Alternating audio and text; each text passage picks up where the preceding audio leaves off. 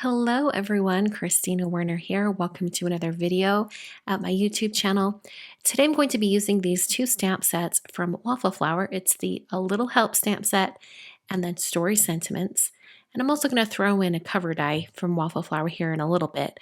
But for now, I'm starting out with the A Little Help stamps, and I've chosen some different images and I'm going to be stamping them onto some white cardstock using black ink.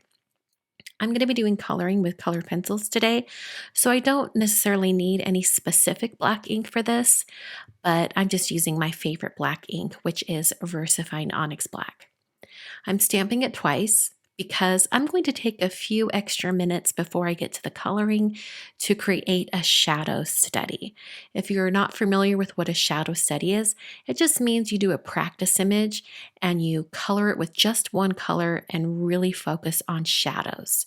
And this gives us a really great opportunity to make sure that we have good contrast and good shadows and highlights when it comes to our coloring. So I'm first going to start out by shading this with just a regular pencil. This is just a mechanical pencil. You could use whatever color you have on hand. In fact, if you just have your colored pencils around, go ahead and pick some really crazy colorful color. Just make it fun. You could even just do this as a practice run and use a bunch of different colors. A shadow study is really just about kind of stripping it down to the most basic shapes and really focusing on where those shadows would be. So I'm going to be doing very, very simple coloring today. I'm not going to be introducing a bunch of different colors for shadows or anything like that. I just want to focus on the light coming from the right side, kind of back right, so that more shadows would be on the left side of everything. So now I'm switching to my regular colored pencils, and for the cats, they're going to be gray, striped tabbies. So it almost looks like I just used my pencil again, but I did use some black and some gray with these colored pencils. And I'll add a little bit of pink for the cat's cheeks and on the cat's ears. But for the most part, this cat is just black and white. Very, very simple. The real colorful areas on these images are going to be the books. The books are what's going to have a lot of different color. In fact, only the stack of books, because the one image with the cat with the book open in front of him doesn't really have a lot of color unless you add color to the cat itself. Now, I'm planning to share these cards or send these cards to loved ones, so I wanted the cat to look like my two cats, which are gray and they're striped. So if you have a different colored cat, or if you don't have a cat at all and you just love cats, go ahead and make this cat a little bit more colorful if you choose. I think an orange tabby or even like a tortoise shell or tortie cat would be really, really cute. I kept mine pretty simple just in my gray tabbies. And it helps that both of my cats look almost exactly the same, so I really only had to learn how to color one color of cat. So now I'm going to start going in on the books, and I'm just going to color the spines some different colors. Now, I did have two stacks of books down here at the bottom because I wasn't entirely sure what I would be including on my cards. I ended up not using those stacks of books, but I thought I'd go ahead and leave the coloring in the video just in case you wanted to see how I colored those. And basically all I did was I used the same colors that are on the stack of 4 books with the cat. I just used those same colors on the shorter stacks of books. So I've got a little bit of coloring left here. I'm going to go ahead and turn on some music so you can enjoy the coloring.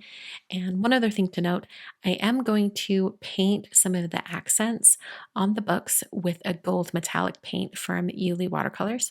So you'll see that as well.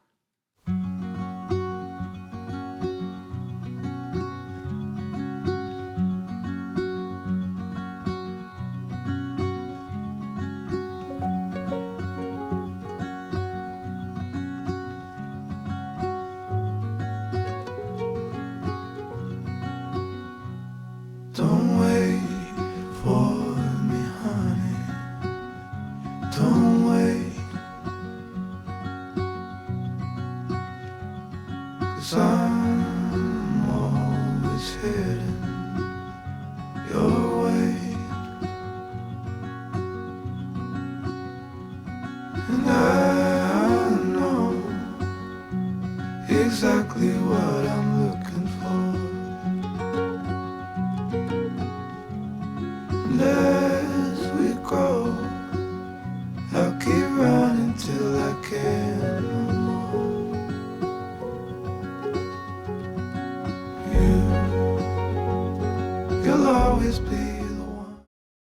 I then used the coordinating dies from Waffle Flower to cut out the images, and these cut out super, super close to the lines of the image, so they turned out beautiful. I just ran those through my Anna Griffin Empress machine, and then I have these nice cut out images.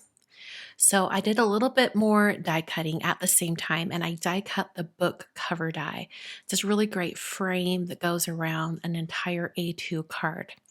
So I cut that out as well. And then to go in the center behind that frame, I thought I would do a little bit of ink blending. So I'm using Simon Says Stamps color of ink called Flannel.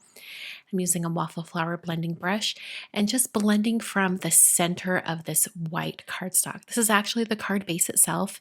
So it's an A2 card. It's 4¼ wide by 5½ tall. And I am blending out from the center, and then I'm going to have my little cat right there in the center. So that's what it looks like with that book cover frame around the outside edge. I'm going to adhere it using some glue. I'm adding little dabs of little dots of glue all over each of the little books, and then I added a thin line going around the outside edge, just around that frame. And then I'll be applying it directly to that ink blended card front. This is going to give just a little bit of texture around the outer edge. If you wanted to, you could put it up on dimensional adhesive or even cut 2 or 3 of these die cut frames and kind of bulk them up, and that would add even more dimension on the card. I put some foam adhesive on the back of my little cat on top of the stacked books, and then put that directly in the center of my card. For my greeting, I've picked out one of the smaller sentiments in that stamp set that just nestles right in the middle of this card or inside of that frame for my favorite word nerd. I think that's such a cute card. I know so many teachers, so this would be a great teacher card, I think. As long as they're okay with being called a word nerd, but I think most would be. For my second card, I'm actually going to use a background stamp from Simon Says Stamp called You Are, and I'm also going to be using the circle masks from Simon. I've picked out one of the circle masks that will fit our little cat with the book, as well as a greeting to go right below. And then I'm going to take that mask, and I'm using some removable adhesive on the back of the mask, and I'm putting that in the center of my card base. I'm going to be stamping the background stamp over the top, and using this mask in the center will protect that area so that it remains white. I'm using a Misty sticky mat just to hold my card in place, and then I've got that background stamp. I'm going to use the same flannel ink that I used for the ink blending on the first card for this background stamp on my second card. So I've inked that up really, really well, and then I'm going to stamp down directly on top of my card front. I'm pressing down each one of these corners and walking my fingertips over this entire background stamp just to try to get the best stamped impression possible. And then I'm left with all the words around the outer edge, and the area from behind that circle mask is completely clean. As far as the mask goes, I just used my stamp chamois that was dampened with a little bit of water to clean up the ink off my mask. I then put my little cat with the book directly in the center of that circle. And then I picked out another small greeting. I thought this greeting was just too cute. It says, "Our story is my favorite." It's adorable. So I'm using the same black ink that I used before, VersaFine Onyx Black. I'm stamping that directly below the cat. Now I couldn't leave this alone. I wanted to add a little heart because I thought it just went well with the greeting. So I'm using a mini heart that I've previously die cut. The dies are from Simon Says Stamp. This is the mini hearts die set. And I think I cut those hearts 3 or 4 years ago.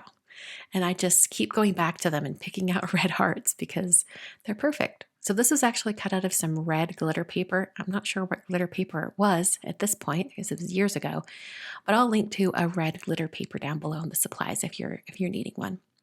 So here are both of the cards that I created today using that stamp set and some dies. I hope you guys enjoyed. You can get all of these supplies that I used today at the links down below in the video description. Hopefully I'll be back very soon with another card video. Until then, thanks so much for watching, and I'll see you guys next time.